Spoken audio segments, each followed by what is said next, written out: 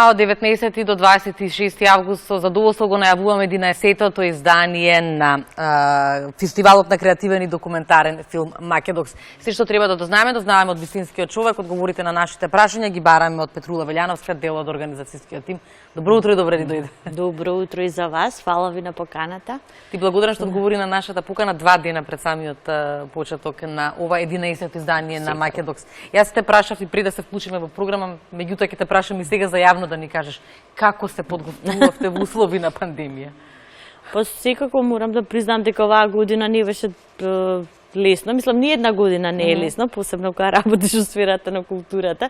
Секогаш има некои работи кои што секогаш се предизвици и се нови.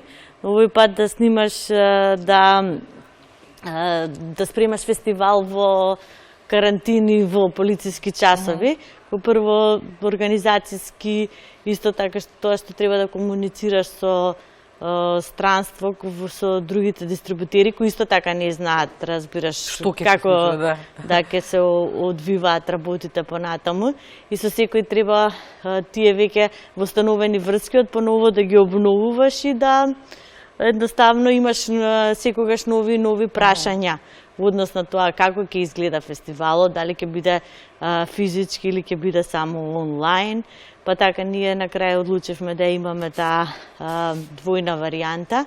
Тој сега така ги викаат тие хибридни фестивали, во смисла на тоа дека ќе имаме дел од програмата ќе оди физички, на физички локации во МКЦ во кинотека, а од друга страна ќе имаме и целата програма онлайн на платформата Сина Сквер. Така да, но ете, на крај некако успеавме да ги зорганизираме работите, па сега ќе видиме од 19-ти. Оваа година, така, само да кажам, оваа година имате исклучително мото, слеи се со тишина, ти самите ќе кажете дека ова 11-то издание е нов невиден предизвик и сите се втурнати во еден неочекуван свет. Па да, тоа некако природно ни се наметна оваа година со слеи се со тишината, со оглед на тоа што ова беше испремање на фестивал во една потполна тишина, како што реков предходно, кога се случуваше главната организација на фестивалот и договарањето на програмата.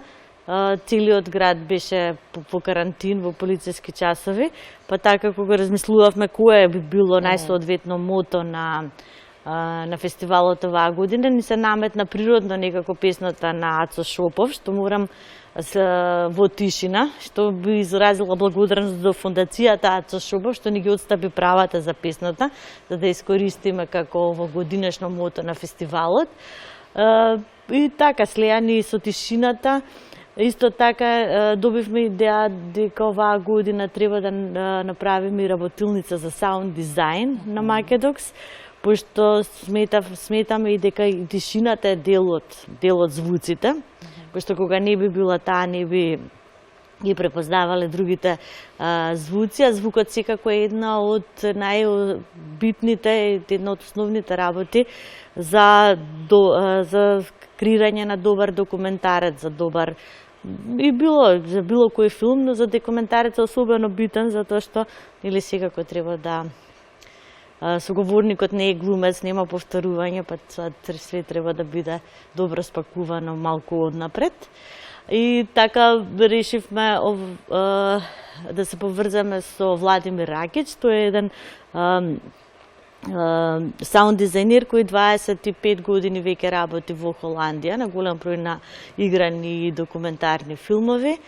Работилницата почна предходно, таа ќе се одвива во повеќе фази. На таа работилница за саунд дизајн на Владимир Ракич фактички оваа година поради целата оваа кризна ситуација со пандемијата во светот, решивме да се пријавуваат документарни проекти кои се во развој или во завршна фаза на снимање, едноставно за да им помогнеме на тие режисери да можат да го доведат до финален продукт својот документарен филм.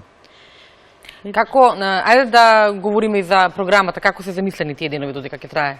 Македокс? Знам дека не можеме се да кажеме што ќе има на програмата, меѓутоа... Па, рече си како и секоја година, главното од програмата ќе се одвива нели во тие програмски секции кои што веќе 10 години Македокс ги има и филмовите, документарните филмови ќе се надпреваруваат за главната награда, тоа е Кромит, ќе имаме надпреварувачка програма на млади автори, значи автори кои снимиле 1 до 2 документарни филмови, тоа е наградата Млад Кромит.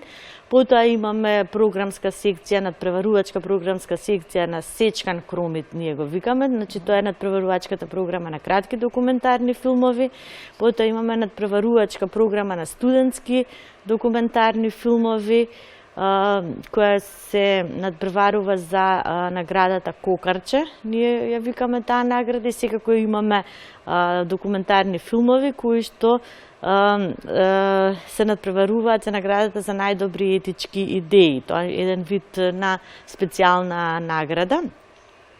Во програмата имам покрај надпреварувачката програма, морам да ја споменам и дека оваа година земја во фокус на Македокс ќе биде Холандија.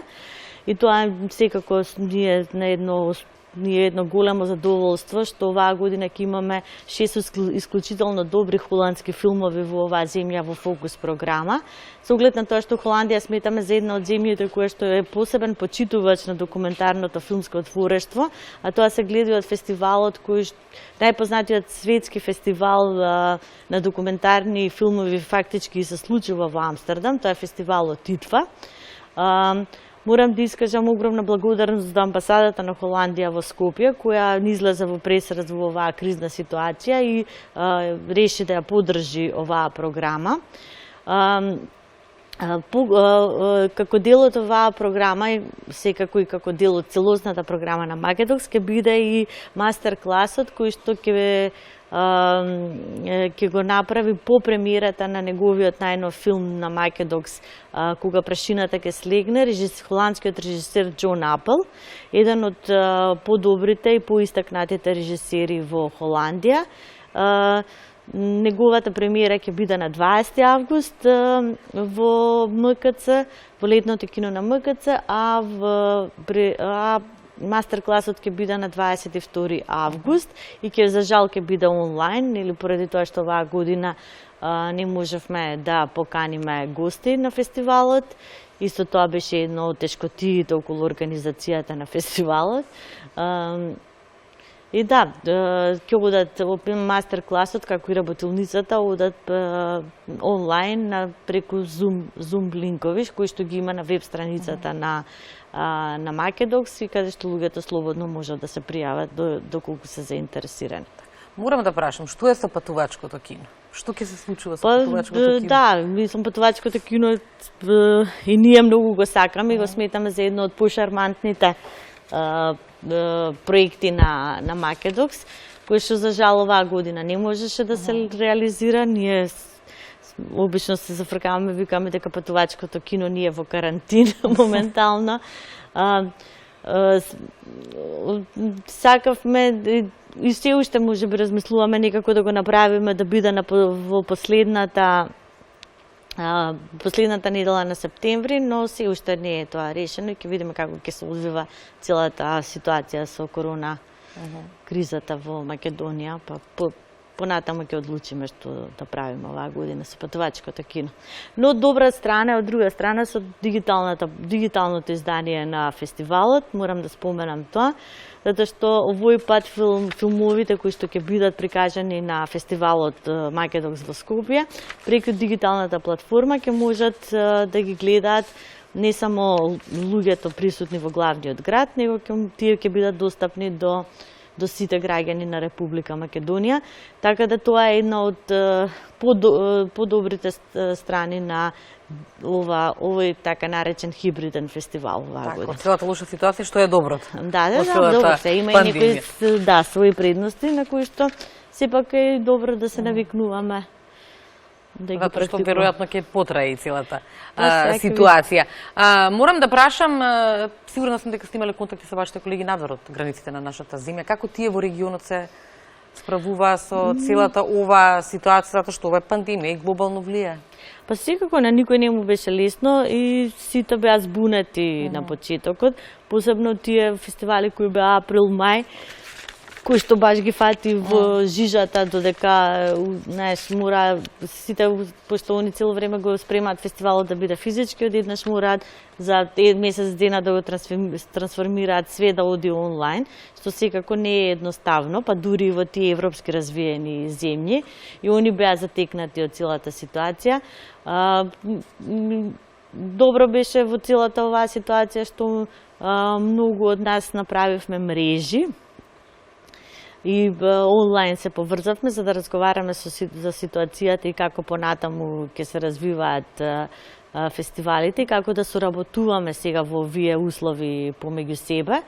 Македокс, например, и моментално разви една европска мрежа, тоа се 4 европски фестивали, доста реномирани во Европа, и Македокс е дел од нив. Тоа се фестивалите Докс Барселона, фестивалот Випадок во Франција, Випадок во Биариц и фестивалот документарниот фестивал во Минхен. Така што од сето ова, ете, произлегува и некои добри соработки и нешто што може и понатаму да се развива во позитивна насока. Ајде да проговориме малку и за публиката, за посетителите. Ве контактираат сигурно, што ве прашуваат, зашто најмногу се интересираат, претпоставам како ќе биде? Па, секако, мислам, како и на нас, разбираш, што за полно работи не ни беше јасно. Сега, мислам, пополека ги кристализираме работите. Последниве 2 недели секако дека луѓето прашуваат како ќе се купуваат картите, кои се протоколите, каде можат да ги гледаат филмовите онлайн. Исто така и например на Facebook како објавуваме информации, многу луѓе од странство ме прашуваат, мои пријатели например, баш убаво ќе можам да ги гледам филмовите. За жал филмовите се геоблокт, мислам, правата се откупени или само за Македонија. Картите ќе одат онлайн на МК Тикет, ќе можат граѓаните да ги купуваат за физичкиот фестивал, а секако и за дигиталното издание на фестивалот. Секако публиката физички ќе биде ограничена, ќе не може да биде во толков број како што била претходните години, со оглед на што мораме да ги запазиме протоколите на владата на Република Македонија, со тоа што ќе мора да столчињата, ако порано, например, сме имале 300-350 места, сега ќе бидат 150 до 200, и така има некои измени. Да, ма сега ги почитуваме мерките за да можеме следната година да дојдеме во поголем број да биде во ред. Така и ние се надеваме и дека гостите ќе може да дојдат и ќе да се створи целата таа вистинска и фестивалска атмосфера. Сега за разлика од порано, кога што имаше по фестивалска атмосфера, малку ќе биде све по-стишано. И баш поради тоа и ние решивме, тој слоган да го искористиме след со тишината оваа година. Ми се наметна, морам да прашам, дали ова 11-то издание поради целата ситуација најголемиот предизвикуваност на Македокс си во овие години да се организира? Или имало издание кои што... Не знам, ние обично мислиме дека секоја година има нешто ново што ни е предизвик и да ги многу работи секако решаваме и во процес на организирање на фестивалот.